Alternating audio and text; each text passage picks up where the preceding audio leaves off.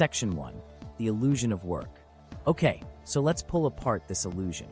If real productivity means turning effort into real outcomes, products, innovation, better services, then most corporate activity doesn't qualify. What's really happening in offices across the world is a constant blur of movement without progress. It's like running on a treadmill powered by PowerPoint. The truth is, corporate systems have built a false religion around the idea of being busy. Activity has become a symbol of worth. You look more valuable if your calendar is full, your inbox overflowing, and your Slack light never goes dark. Productivity, the actual creation of value, got replaced by visibility, the appearance of doing something important. If you're seen doing, you must be contributing, right? That's the trap. Inside large companies, weeks disappear into strategy meetings that produce no strategy, project updates that update nothing, and brainstorming sessions designed mainly so no one can say they weren't aligned. People spend hours perfecting reports that no one reads, sanitizing language so it sounds corporate enough to pass upward. Every layer adds another edit, another spin, another signature, until you end up with documents that exist only to prove that work happened. They could vanish overnight, and nothing in the real world would change. This endless loop of busywork is what economists and consultants politely avoid calling waste. But studies now frame it clearly. Across organizations, the average employee spends 28% of their week on bureaucratic chores, forms, duplicative approvals, procedural checkboxes that don't move business forward. That's more than one full day every week spent servicing the machine instead of making anything. When multiplied across millions of workers, that bureaucracy tax equals billions in lost output, time burned to maintain appearances. And here's where it gets paradoxical.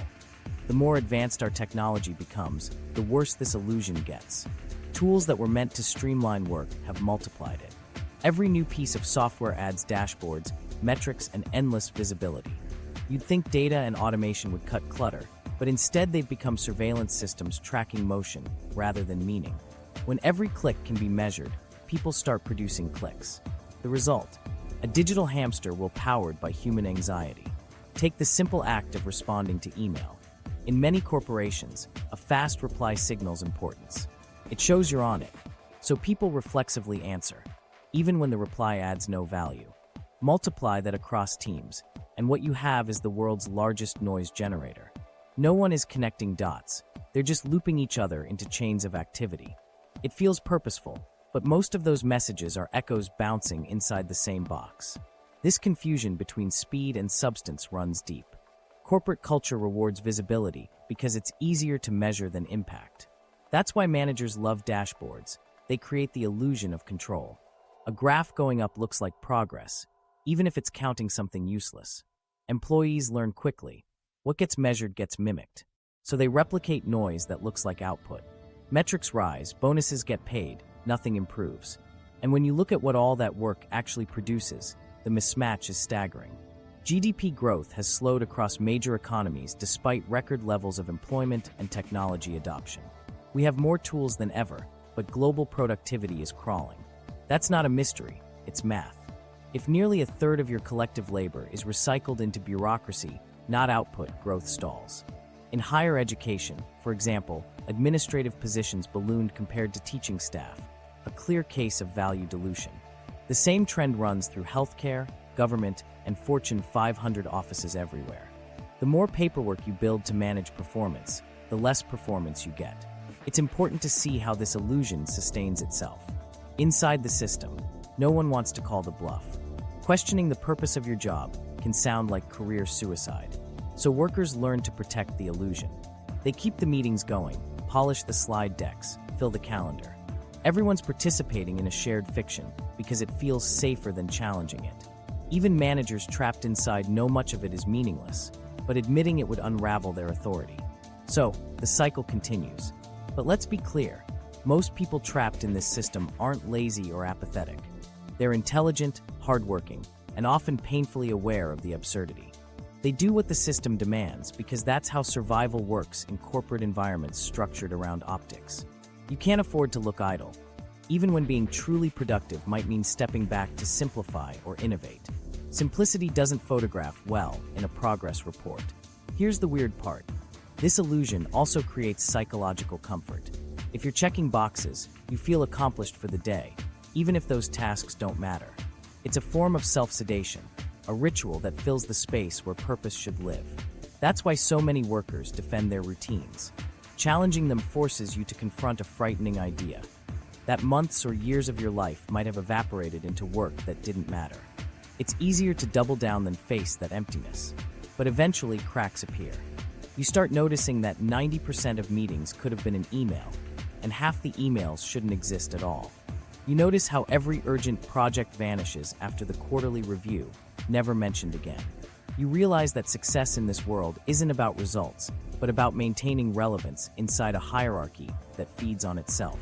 That's when something internal starts to break. The recognition that motion isn't progress, that the effort you give doesn't ladder up to impact. If this sounds painfully familiar, that's because it's everywhere. You've probably lived it. Sitting through conference calls where 5 people debate formatting instead of strategy, updating 3 different systems because each manager wants their own report, pretending to brainstorm enthusiasm for tasks that drain your soul.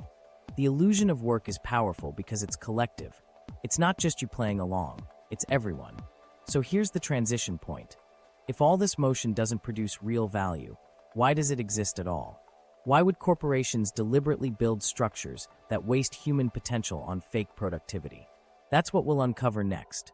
The strange logic that lets useless jobs multiply, the incentives that reward waste, and the leadership myth that keeps it all alive. Because to dismantle this illusion, we first have to ask the question few workplaces want to confront. Who actually benefits from pretending to be this busy? Section 2. How useless jobs multiply. Here's where the corporate illusion becomes self-replicating. Once the workplace stops rewarding actual results and starts rewarding visibility, something strange happens. Jobs that don't produce value start breeding more jobs just like them. It's like administrative cell division, each department splitting into smaller versions of itself so everyone can feel necessary. Every new layer births oversight, every oversight spawns paperwork, and every piece of paperwork demands someone to manage it. Before long, an entire economy exists inside the company, orbiting around itself instead of the customer. Let's start with managerial bloat, the most visible symptom of this multiplication. Over the last few decades, companies have added layer upon layer of middle management, the professional class of meeting hosts, budget approvers, and project overseers. By 2022, middle managers made up roughly 13% of the US labor force, compared with about 9% 40 years earlier. That's millions of extra people inserted between those who create things and those who decide what gets created. Each manager needs scope, so they build teams and sub-teams, each with a slightly tweaked title to make the hierarchy look efficient. It's empire building disguised as organization. The justification sounds rational. More management equals better control. But in practice, it's a defensive maneuver, a security blanket for executives terrified of losing grip on sprawling operations. Every new product, region, or process becomes a reason to add another layer for accountability. The irony is that the more layers you add, the less accountability there actually is. When 10 people share oversight, no one truly owns the outcome. Responsibility diffuses upward and sideways until it evaporates entirely. This inflation of roles doesn't happen because anyone sets out to create waste. It happens because the incentives are backwards. Inside a big company, managers aren't rewarded for simplifying. They're rewarded for growing. Promotions come from headcount, not impact. A bigger team equals a bigger budget, bigger title, and a perception of importance. It's performance inflation built directly into the structure. To appear successful, you need subordinates. To justify subordinates, you invent tasks. So people do exactly that, create work to fill the empty space below them, whether or not it adds real value. Once this pattern starts, it never stops. One person's strategic alignment coordinator becomes another person's stakeholder engagement specialist. Then someone has to manage the coordinators and specialists, so we appoint an alignment operations lead. Before long, 3 layers of communication exist just to pass memos between departments doing nearly identical things. And in meetings full of these titles, everyone speaks fluent vagueness to sound impressive while revealing as little as possible. The more abstract the language, the safer the job. This is how corporations confuse complexity with competence. The thicker the org chart, the smarter it looks from the outside. Investors see depth, executives see control. But what they're actually staring at is drag, an invisible tax on speed and creativity. Projects that could move in days stretch into months because approval has to trickle through 5 management gates. Each gate adds commentary, reformatting, and ultimately paralysis. Bureaucracy loves this paralysis because it justifies its own existence. Look how many steps we prevent from going wrong. Never mind that nothing goes right either. And here's the cynical genius of it. Bureaucracy is its own survival strategy. When leaders sense their relevance fading, they create new problems to solve. They invent initiatives, frameworks, and committees, each one requiring oversight. They frame restraint as recklessness and demand more tracking to reduce risk. In truth, they're manufacturing friction so they can be the ones who later resolve it. It's the corporate version of arson for insurance, burning time so you can build a cleanup. Even when external pressure mounts, say, during an economic downturn, these layers prove remarkably durable. Instead of flattening, many organizations hide the bloat under reorganization. Titles change, units merge, but the same people keep the same functions under fresher names. They call it transformation, agility, or restructuring. Yet the outputs remain identical: meetings, decks, and updates about more meetings, decks, and updates. It's bureaucracy's favorite magic trick: constant movement that maintains the same weight. Technology, which should be the great reducer of redundancy, often fuels multiplication instead. Each new tool adds data points to measure, dashboards to present, and status checks to host. Somewhere along the line, someone has to own that visibility, which quietly becomes a new role. Multiply that across departments, and your digital transformation creates another generation of administrative overseers. The company grew more automated, but oddly, it didn't shrink. Behind all of this is fear: executive fear of losing control and individual fear of unemployment. Layers give the appearance of robustness. They make leaders feel insulated from the chaos beneath. For the employee, those same layers act like armor. If decisions crawl through multiple approvals, no one has to take real responsibility. "We followed the process" becomes the ultimate alibi. That shared caution feels safe even as it strangles agility. So why does no one stop it? Because each layer believes it's protecting the company from chaos below and scrutiny above. Everyone's defending turf. Managers can't admit their teams are redundant because headcount equals leverage. Executives can't dismantle redundancy without revealing they built it. Entire HR systems are structured around maintaining ranks and titles. The corporate caste that keeps everyone tightly slotted into predictable pay bands. Cutting the bloat would mean acknowledging how little some roles contribute, and that's a truth no hierarchy wants visible. Over time, these useless roles don't just persist, they define the culture. New hires learn quickly that advancement depends on participation in the ritual. Attend the right meetings, copy the right people, echo the right phrases about alignment and strategic excellence. Meaning fades, optics take over. Even the language of corporate mission statements reflects it. Strings of hollow verbs, optimize, empower, streamline, that say everything and nothing. Behind those words are armies of staff tasked with managing the illusion that progress exists. And the cost? Beyond salaries and lost efficiency, it's the suffocation of meaningful work. The few people actually building something, engineers, designers, analysts, field staff, have to spend large portions of their time feeding updates upward through the pyramid. Each minute they spend justifying their existence is one less minute creating real value. The structure is a parasite that feeds on its host's productivity. Think of it like an economic Ponzi scheme. The top layers depend on constant input from below, yet contribute almost nothing tangible back down. The illusion of endless oversight keeps everyone investing time and trust in the system, hoping the productivity will trickle out someday. But it rarely does.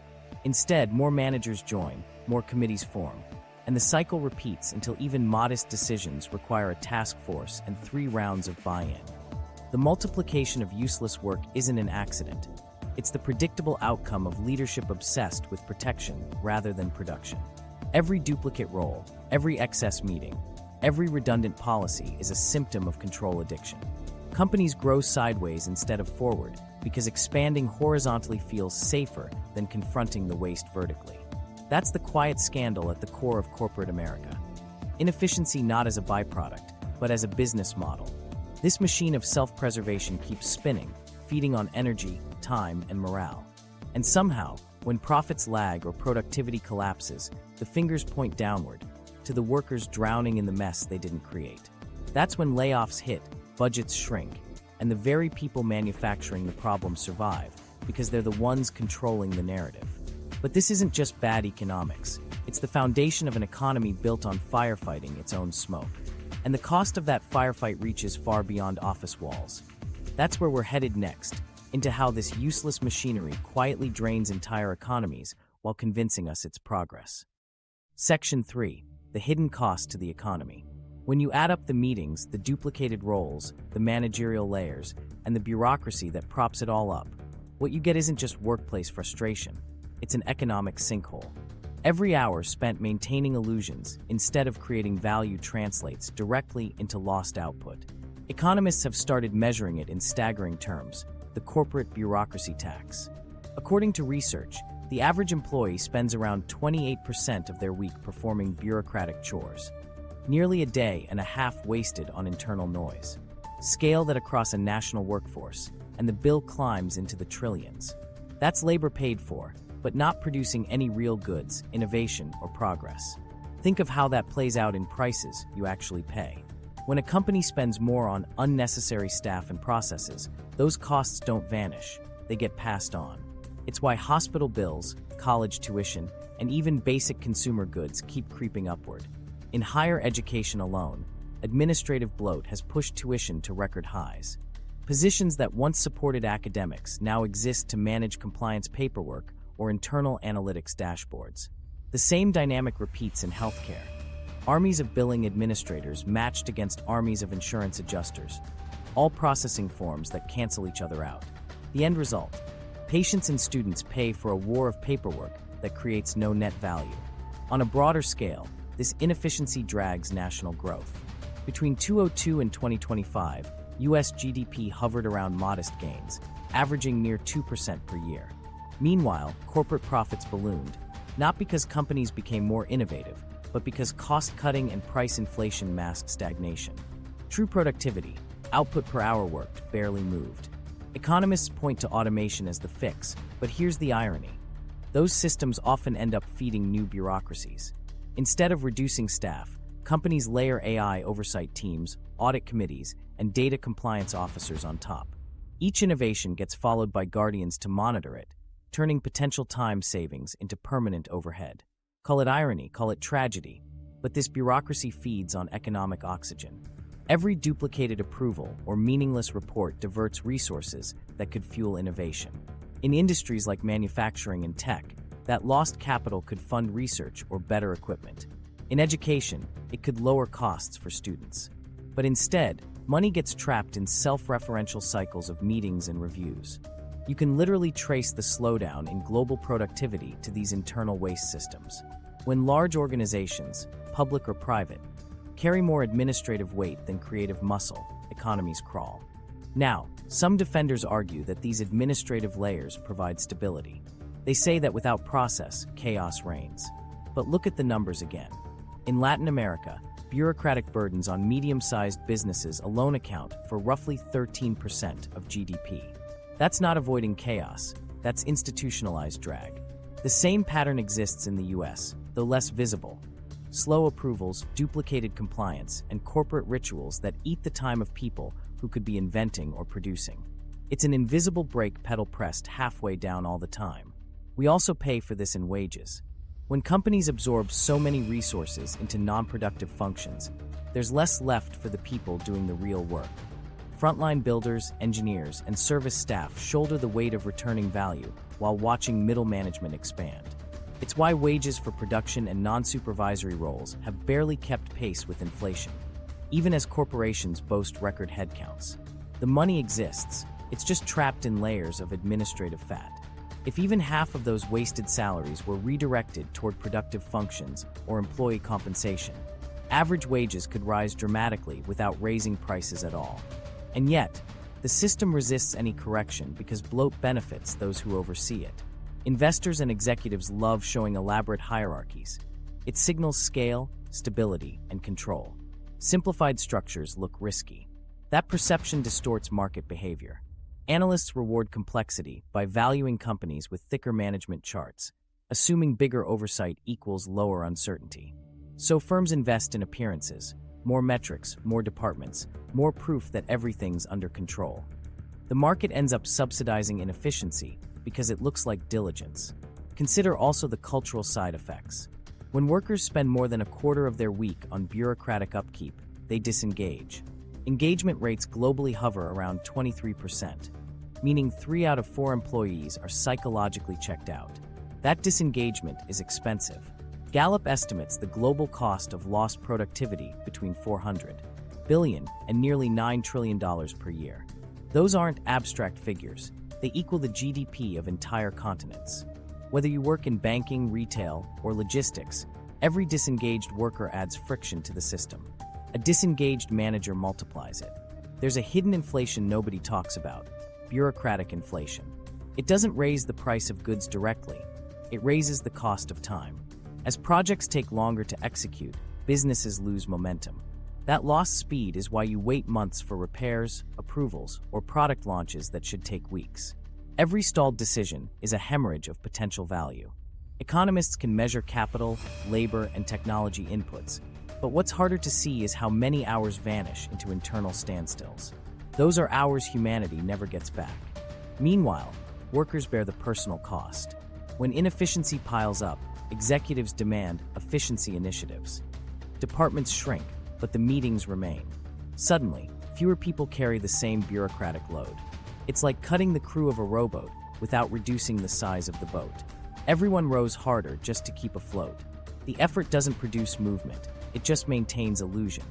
And from the outside, analysts call it productivity growth while burnout spreads beneath the surface. It's tempting to view this as just another corporate annoyance, but there's a moral dimension too. An economy built on wasted potential teaches generations to equate motion with merit. We measure work in hours logged rather than outcomes achieved. People spend decades climbing ladders that lead nowhere tangible, polishing systems that recycle themselves. That's not just inefficiency, it's theft of purpose. Every hour an intelligent person spends managing nothing is an hour civilization loses to paperwork. What if that were reversed? Imagine trimming even 10% of administrative drag. Those billions could re-enter circulation as investment in real production, green energy projects, infrastructure, medical research, education access.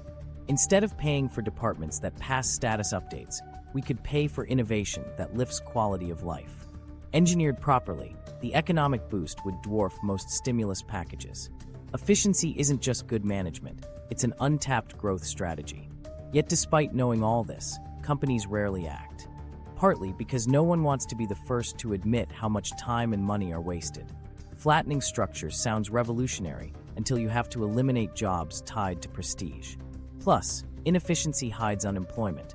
It's politically safer to overemploy than to face layoffs, even when those roles add nothing. So rather than reform the system, leadership doubles down on optics. More performance dashboards, more audits, more committees promising transformation that recycles the same dysfunction with new branding. Ultimately, the hidden cost to the economy is that we've built prosperity around activity instead of achievement. We celebrate busyness as growth, paperwork as proof, and compliance as creativity. But all the dashboards in the world can't disguise the flat line beneath them. Real wealth doesn't come from emails and meetings. It comes from turning human potential into something valuable. And our current structure spends most of that potential maintaining itself. Every pointless report, every redundant manager, every overbuilt process is a subtraction from progress disguised as diligence. That's the real hidden cost, an entire civilization bleeding momentum to protect the comfort of its hierarchies. So when you wonder why prices climb, why progress stalls, or why your paycheck lags behind your effort, remember this. Inefficiency isn't accidental. It's designed. It protects those who profit from predictability and punishes those who produce real change. And that knowledge, the realization that the system values control over creation, isn't just economic insight. It's a reckoning. Because once you see the drain clearly, pretending not to costs more than money.